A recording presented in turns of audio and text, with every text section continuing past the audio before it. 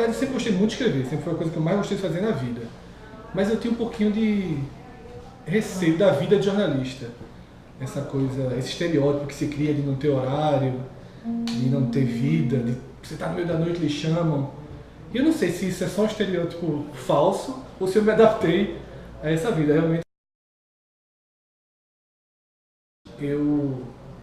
meu primeiro estágio foi na FIEP, e de lá, nessa época, acho que era terceiro, quarto período, os jornais faziam as seleções, pelo menos o Diário fazia, o Diário fazia uma seleção que lembrava um pouquinho vestibular. Você se inscrevia, ia para um, tipo, foi na festa, tinha uma prova, e dessa prova os melhores, por editoria, eram chamados para fazer o teste prático. Eu resolvi fazer esse teste pro Diário. Isso era 99. E também nem queria esporte de início. Apesar de ser a área que eu mais dominava, acho que todo mundo quando entra na faculdade fica meio cultura, assim, eu ainda estava nessa de viver, de coisas assim. Então, mas quando eu recebi a prova era de conhecimentos gerais. E era dividida por editorias. E você, na primeira parte da prova, colocava a ordem de preferência. Aí me chamaram 8 pessoas para fazer o teste de estágio em esportes. Dessas 8, ficaram com 2 para fazer um último teste. Eu fiquei nessas 2 e não fui escolhido. O outro candidato era quinto período, era terceiro, disseram que, por uma questão lógica de período, ele ficou. Só que, como esse teste diário era tão grande, ele meio que servia de referência para as outras empresas também. E aí eu consegui imediatamente, só por ter ficado em segundo, já se sabia, me indicaram para uma revista, que tem uma revista de esportes aqui, Resenha Esportiva. Essa revista teve uma vida útil, assim, bem, um bom mercado até por uns 2, 3 anos. E aí entrando no mercado, para conhecendo as pessoas, e com uns 6 meses de revista, comecei a estagiar no Jornal do Comércio. Passei 2 anos quase estagiando no Jornal do Comércio. Daí vim para o Diário, fazer esse último ano de estágio. E aí fiquei. Vamos lá. A importância das redes sociais hoje, eu sou suspeito para falar, por estar de dentro, mas considero que não há outro caminho. Assim, o jornalismo, os jornais não podem ficar tendo um comportamento passivo, digamos assim, esperando que o leitor venha. Hoje o mercado de jornalismo, o mercado da comunicação pede que você vá agarrar o seu leitor, você vá até ele. Até porque o próprio leitor já mudou seu hábito de leitura. Lógico que ainda existe a pessoa que acorda, que abre o jornal. Lógico que ainda e tem o seu jornal em casa e vai ler o jornal de papel. Outros que entram nos seus sites favoritos, acordam, o cara entra na Folha de São Paulo, entra no UOL, entra no Diário, entra no Jornal do Comércio. Mas cada vez é perceptível que cada vez mais gente ela se informa entrando inicialmente na sua própria rede. Seja no Twitter, seja no Facebook. Eu, por exemplo, minha primeira leitura do dia é abrir o Twitter. O Twitter é minha segurança de informação. Eu hoje acho a minha timeline do Twitter mais segura do que se eu entrar em qualquer dos sites, porque ele está o resumo de todos os sites. Então, assim, o jornalismo tem que ir para o front. As empresas têm que ir para o front. Tem que estar onde as pessoas estão. E hoje as pessoas estão nas redes sociais. O tempo é diferente, o tempo que as pessoas dedicam à informação é diferente. Não necessariamente menor, talvez até maior, porque há uma overdose, uma super informação, a coisa chega o tempo todo e as pessoas consomem o tempo todo. Hoje eu me comporto em relação a esse meu trabalho nas redes sociais, muito menos mão na massa. É muito raro hoje em dia parar para fazer um post. No início eu fazia constantemente, é muito raro eu parar. Eu fico observando muito mais o resultado, o comportamento das pessoas em relação às notícias, o comportamento das outras empresas, porque a gente deu um passo em rede social muito na hora certa. E aí surgiram novas redes, surgiu o WhatsApp, surgiu coisas que a gente não trabalhava, ampliou o leque para TV, coisas que a gente não fazia. Instagram mesmo, quando começou, era muito... A gente era muito... A gente praticamente não dava nenhuma importância. Hoje já é uma rede que eu acho que a gente subutiliza, tem que ser mais utilizada, porque ela chega a um número de pessoas que... Chega a um perfil de pessoas que as outras redes não chegam. Então, o Diário do Espaço num momento muito oportuno. A gente implementar coisas novas, a gente experimenta muito ainda. Sabe, é uma coisa que não tem ainda, se você for assim, faça uma fórmula feita, essa fórmula feita muda a cada 3 meses. Os jornais desde sempre, eles têm que se encaixar ao hábito de consumo da notícia, a necessidade de consumo de informação da sociedade. E desde sempre, desde que os jornais foram criados, ele trabalha dessa forma. Os jornais já foram muito maiores do que são hoje, porque numa época que existia uma demanda deles serem maiores. Hoje os jornais são mais finos, por quê? Porque é um hábito, o tempo que as pessoas que leem jornal dedicam ao jornal é menor. Eu, Fred, não leio mais jornal impresso. Eu, Fred, não leio. Então, assim, se você fosse, Fred, vai fazer falta sumir? Para mim, não. Existem várias pessoas que continuam com o hábito de leitura de jornal. O número de redução, se você for na ponta do lápis, de venda, de assinatura, é muito mais discreto do que há uma sensação de que ele é. O mercado continua forte. Mas, assim, indiscutivelmente, há no jornal um respaldo maior. Então, assim, os jornais levam essa credibilidade. E o mais importante dessa discussão, para mim, é outra frase que eu também já ouvi e para mim é definitiva. Se um dia o jornal impresso acabar, o único ou o maior prejudicado vai ser a indústria do papel. A indústria da comunicação, ela vai se adequar. Aquela lógica lá atrás de que o jornal se adequa ao interesse da sociedade, ela vai continuar. Nenhum jornal, os jornais vão migrar, vão estar no seu celular. O jornal impresso, entre aspas, já está no seu celular, já está no seu tablet, já está no seu computador, já está no seu Facebook, já está no seu Instagram. O importante hoje, então, o importante é o jornal deixar claro para a sociedade que o seu papel de informar continua sendo feito. Hoje, a rede social é o maior propagador de falsas notícias.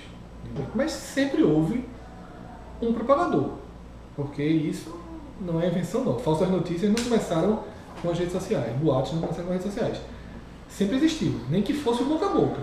Então, assim, a rede social ela é um campo perfeito para a disseminação do boato e da mentira, e a gente viu isso várias vezes, né, com notícias importantes, notícias com coisas políticas, com toda forma. Mas a minha visão positivista é o seguinte, é uma forma também de desmentir. Porque antes, assim como dava mais trabalho criar, dava muito mais trabalho desmentir. E hoje, uma diferença que eu percebo muito, saindo até um pouco para a história do boato, mas para a história da informação errada, é o seguinte, você erra a informação, o jornal vai lá e erra a informação. Aí muita gente diz, hoje em dia o jornal é superficial, o jornal erra o tempo todo. Não, o jornal sempre errou. O jornal sempre errou muito.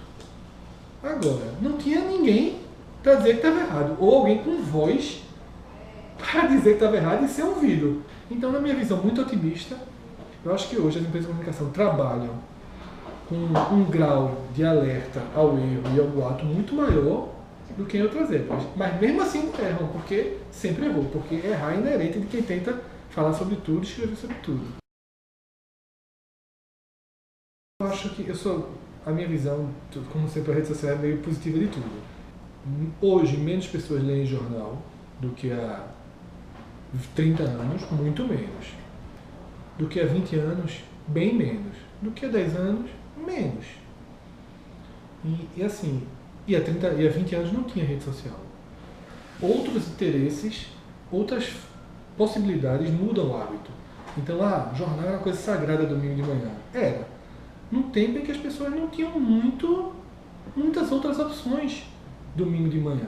Então, na hora que as pessoas podem viajar, podem ir para a praia com mais frequência, podem almoçar fora, podem sair para dar de bicicleta de manhã, tem TV a cabo para ver. A TV a cabo ela é meio minimizada nessa história, mas ela é fundamental para a mudança de hábitos da comunicação. A pessoa dedica muito mais tempo à TV a cabo do que à leitura da revista, do que à rádio, a TV a cabo ela abraçou tomou muito tempo que era dedicado à leitura. E todo esse processo ele é meio minimizado hoje nessa história de desvalorização do jornal, de perda de espaço do jornal. E a rede social talvez tenha vindo para mudar isso. Porque com a rede social, os jornais conseguiram recuperar o espaço perdido. Porque a pessoa vai para a praia, mas leva o jornal na mão, o jornal no celular. A pessoa vai andar de bicicleta, leva o jornal, leva a informação com ela. Algumas pessoas hoje são viciadas em informação. Então, assim, a rede social deu ao jornal o peso dentro dessa engrenagem da notícia que ele não tinha. Por quê? Na hora que todas as pessoas produzem informação, as pessoas passam a valorizar mais a informação. A gente tem um furo, certo? Por que guardar o furo para o jornal no outro dia? Por que não estourar o furo primeiro e sozinho nas redes sociais, lucrar tudo que puder nessa avalanche dessa notícia e, através dele, dizer que a gente vai ter muito mais informações sobre isso no outro dia, criar uma expectativa para o jornal. Isso eu acho que ainda não é bem feito.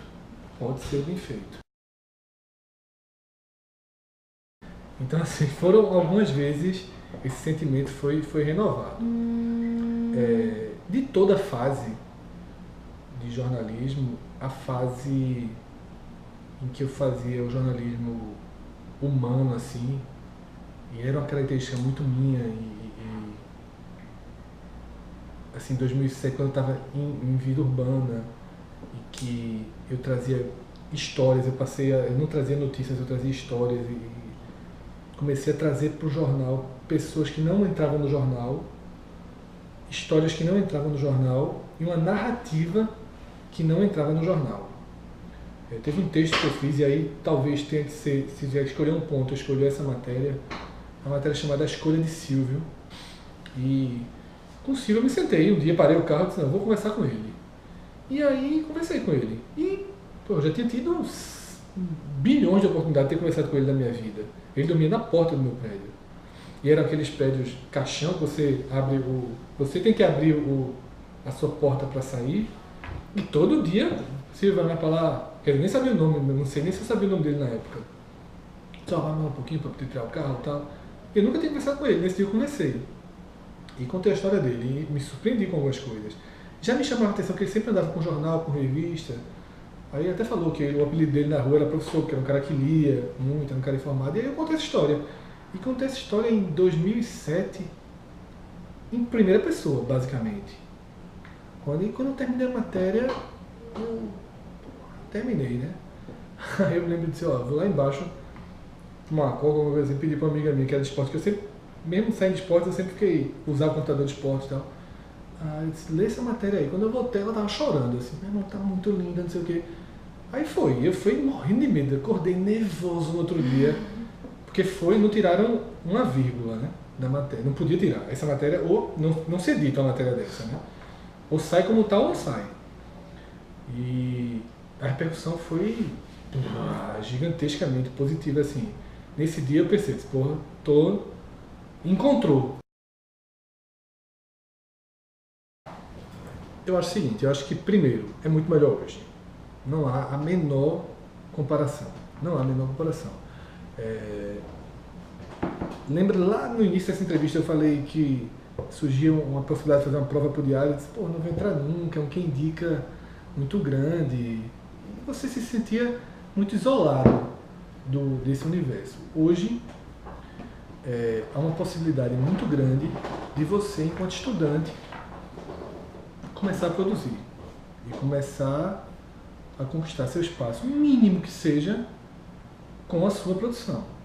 Então, essa primeira dica que eu dou hoje é: não espere pelas grandes empresas.